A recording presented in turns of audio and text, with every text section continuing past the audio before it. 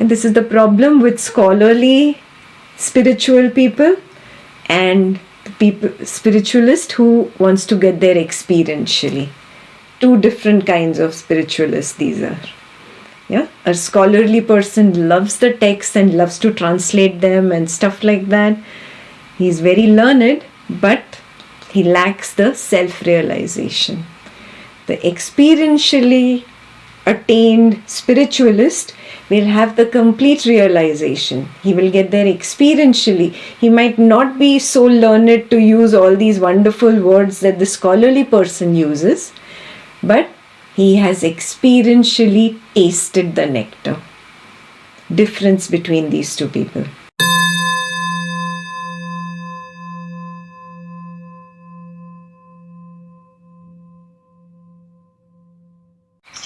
Can we say that it said if it's not thought about, it's not there, right? So even in the experience at one point, it's like, can I say it's always thought about? Because from this experience, with eyes closed, there is a point where you just dissolve into nothingness, but still there's a thought comes then, oh, this is happening, and you come back here. If it doesn't come, then you can just go into that nothingness and you don't even have this existence at all, right? Can that happen? Trying to explain my understanding. Yeah, it can happen and it cannot happen. It depends. But this is there. The existence is there. You cannot deny it, right? It is there. But it is that only. That is the truth. I come out of that. I go back in this. Saying this, I am going in and out. I'm thinking there is a duality. There is no duality. It is all one. Seeing that unmanifest itself has waves of manifestation, which are in the sea or the ocean of the unmanifest. Not seeing a duality, seeing it all as H2O. That is the last step. Okay. So it's like irrespective, I'm with eyes closed or eyes open, you see the sky and it's like, okay, the sky is blue, but it's not true.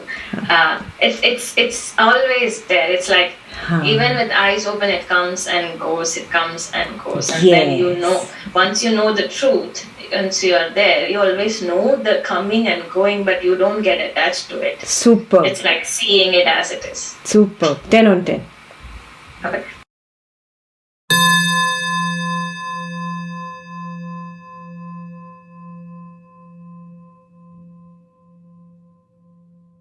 That is the mistake we make because we've come from the Dvaitam path. From the Dvaitam path, we are used to sleeping in our meditations and we call it meditation. Yeah. 100% of the people all the time sleep in their meditations and call it I was blissful. You were sleeping. You have zero idea what is meditation. And you love to go to sleep. No, it is not that. Don't pull yourself into that.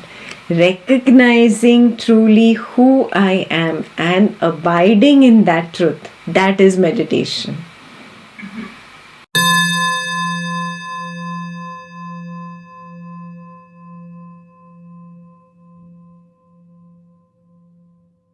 How do you know, first of all, everyone exists? They are all your projection. Yes. So just talk about my experience. In my direct experience, this is what I see. I see a wave come up, a little wave, and that is the sense of I.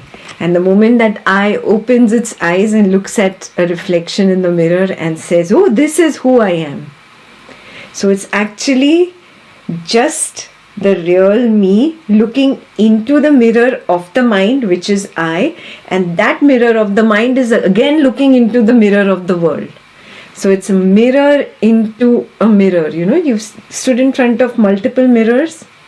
Yes. How the reflection gets scattered. That's exactly what has happened. So it is one reflection into another reflection, like standing in front of multiple mirrors. Yes. So when you come to the core, you recognize there's no more going beyond the nothingness, the emptiness. That is who I am. That is my true nature. And it's not even an I. I cannot say I anymore over there. There simply is that vastness. So Brahman is actually, if you literally translate it from Sanskrit, it is the vast. Unless you actually experiment and see it in your self-exploration, nobody would understand the word the vast. Yeah? So it is not explained to everybody that way.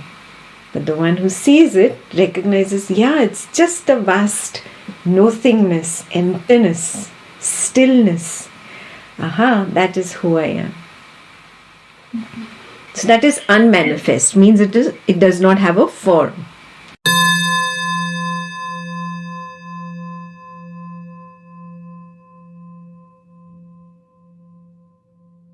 So an enlightened person, suppose he's enlightened and in his mid-ages, 40s, but his shelf life of the body is 80s. You're still thinking that he is the body, but he doesn't consider himself as the body. He does not even consider himself as the sense of I. This is a beginner's book on Maharaj's path. This is not the ultimate book. There is beyond I. Yeah? There is beyond I am that also. That is for a person who recognizes I am not even the sense of I am. So then the first part of the journey is completely over. The I has completely collapsed from being mine or being I. This I still arises because of its past stored impressions. The I will still arise, but I have got nothing to do with it. So from the level that Maharaj speaks, if you remember in this chapter, he says, I've got nothing to do with God. Yes? So the I arises. The projection happens in him also. He's projecting all these people, all these Westerners who have come to him, sitting in his humble place and listening to him. You've seen the videos. So all this is still happening. This is all based on the past seeds that have to sprout for this body from the 40s where he got enlightened till 80s, till the body ends its journey. So whatever needs to sprout, it sprouts. He says, I've got nothing to do with the world. I've got nothing to do with God. As you go ahead, he'll say, I've got nothing to do with I. Drop even I am that. But not till you are still here. After you complete this journey, then you drop even I am that. Not till you complete the journey, but. Okay?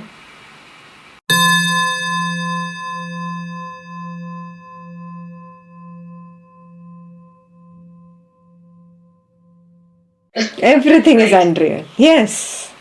So finally you have to experientially come to that acceptance that my entire private world that I have projected is unreal. When you come to that final acceptance, then you have completed the journey. So I've got nothing to do with this world means I've got nothing to do with the creation of God. The moment you say I've got nothing to do with this creative power that says I am this or that, I want to become this, I want to become that, then you have come to the point where Maharaj says I've got nothing to do with God. Then you come to the point, the highest point of this book, which will be later in the higher chapters. You've got nothing to do with that I that comes up also. That's not me. So it's always like there is this unreal. You just have to know this is unreal. Yes, that's it. You cannot get rid of it till the shelf life of this physical body continues. It's like this physical body is that binocular that was given to you in which you have to complete the journey. And it was your own desire, not somebody else doing it to you. My own desire, I wanted this. Now this is going to continue. So let it continue. I've got nothing to do with it. Let the world continue. Let the world get destroyed. Let God continue. Let God be there. Let God not be there. I've got nothing to do with it. I've got nothing to do with Him. Yeah? Finally, we'll reach there. Don't rush. Let it happen. Finally, that I also is not me, not mine. A complete disownership happens with the world, with God, and with I. You cannot say I can keep one thing of the world as mine. I want ownership of Ekta. Ekta keeps me here. No. Ekta has become your new obstacle now and you have created it. Yes, that's how gurus become obstacles on the path. Attachment to the guru becomes an obstacle. I keep reminding you time and again. No getting attached to anything of this projected world. Ekta is your projection. Clear? Just take the message, look within. Yeah, I have to drop the world along with its spiritual guru. I have to drop the God along with all the rites, rituals, everything. Finally, I have to drop the I also. That is the last part of the journey.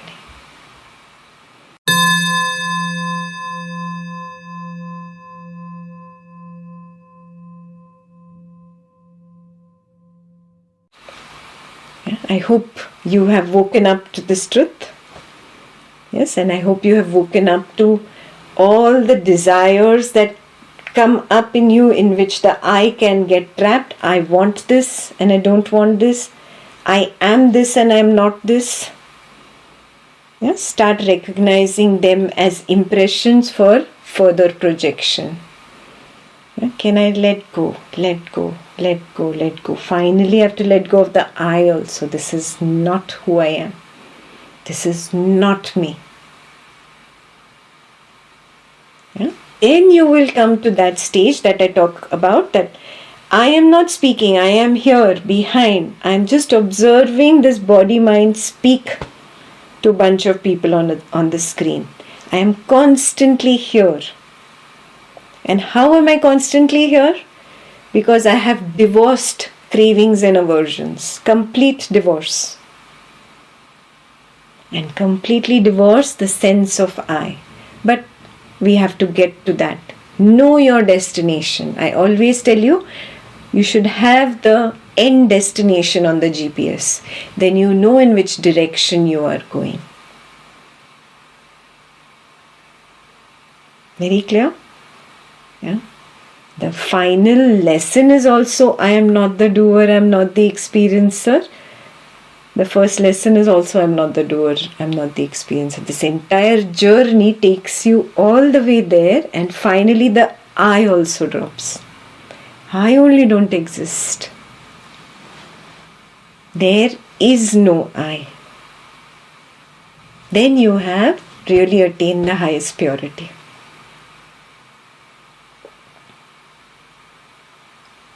Okay.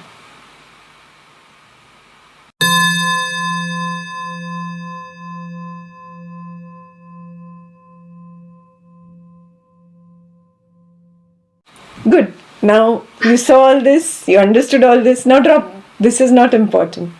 Go back to the I. Yeah, the sense of I. It's interesting to analyze all the objects, but it's no point. In your spiritual journey, you reach a stage where you see the futility of analyzing the objects. Habits, memories, the body, the mind, the world. All this is objects. Yeah? Now turn towards the subject. The sense of I. The sense of I. Understand that more. Turn inwards now to the unmanifest. Keep observing the I collapsing. Keep observing the I collapsing. Throughout the day this is happening. Are you all able to see it throughout the day? Raise your hands. Those who are not able to see this happening throughout the day, you've not been really giving this enough attention. Become more antarmukhi. Drop this futile world. It's pointless. How much more? How much more? Inwards now.